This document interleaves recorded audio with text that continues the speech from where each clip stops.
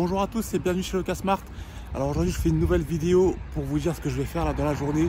Donc là je viens de quitter chez moi, il est 7h15, il est un peu plus tôt que ce que je pars d'habitude. Donc je vais prendre la Clio 4 qui est juste derrière moi là pour aller au travail.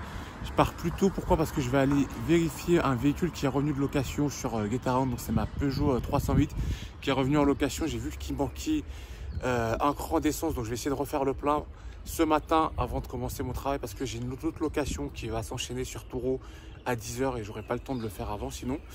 Et en même temps je vais checker si du coup la 308 elle est revenue propre, dans quel état est-ce qu'elle est revenue.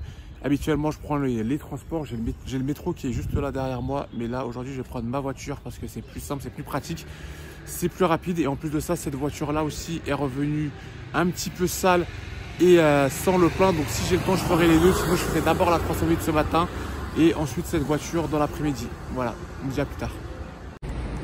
Donc là ça y est, je viens d'arriver sur le parking du centre commercial Rosny 2. Il est presque 8h, ça n'a pas trop roulé ce matin, j'ai mis presque 45 minutes à arriver ici, alors d'habitude je mets plutôt une vingtaine de minutes. Donc j'ai bien fait de partir tôt, mais malheureusement je vais quand même être en retard là pour mon travail. Donc j'ai retrouvé le véhicule qui n'était pas du tout dans la zone indiquée. J'avais demandé au locataire précédent de le mettre plutôt par là-bas, là, sur l'autre parking en extérieur. Finalement il me l'a mis ici, juste à côté de la gare, parce qu'à mon avis je pense qu'il voulait, c'était plus pratique pour lui.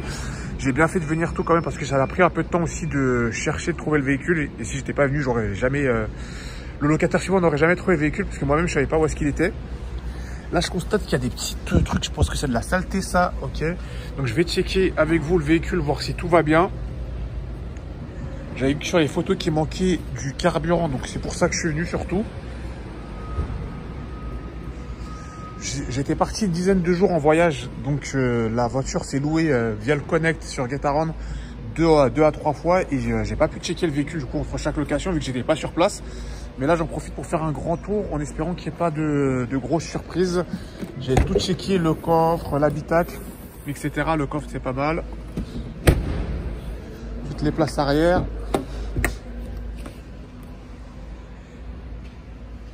A priori, tout va bien.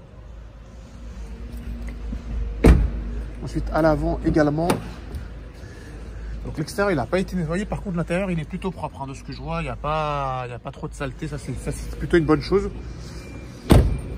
Et je vais vous montrer donc ce dont je vous parlais, donc le niveau d'essence qui est plus bas que ceux que j'avais donné. Vous voyez juste ici là on est presque, on est aux 3/4 quasiment. Donc là je vais foncer à la pompe pour remettre de l'essence et je vais remettre le véhicule dans sa bonne zone, afin que le locataire suivant il retrouve facilement la voiture. Donc comme je vous le disais, il est déjà 8h03, moi je devais commencer à 8h30, donc le temps de faire tout ça je pense que je vais être en retard, mais bon c'est pas grave, c'est prioritaire à ce que je dois faire, donc je vais m'organiser comme ça et on se dit à tout à l'heure. Alors la petite anecdote qui vient d'arriver, j'étais en train de refaire le plein.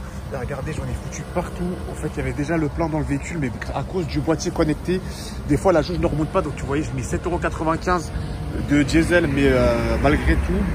Mais en fait, il y avait déjà de l'essence, donc du diesel, du carburant dans le véhicule.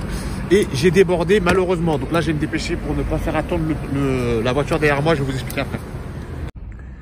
L'équipe, donc là j'ai déposé le véhicule au niveau du parking du centre commercial Rosny 2, là où le locataire va récupérer la voiture, juste à côté de ma Clio avec laquelle je suis venu au boulot d'ailleurs. Donc comme je vous disais, j'ai mis trop d'essence et ça a fait déborder le réservoir. Donc là comme vous pouvez le voir, je ne sais pas si vous le voyez, il y a une grosse trace d'essence, enfin de gasoil. Je vais nettoyer parce que je pense que ça ne doit pas être terrible pour la carrosserie. Et je vais vous montrer la jauge de carburant par rapport à ce que je vous disais, que le boîtier connecté Getaround empêche donc la remontée de la jauge. Ça c'est un truc qui m'est déjà arrivé plusieurs fois, surtout avec cette voiture.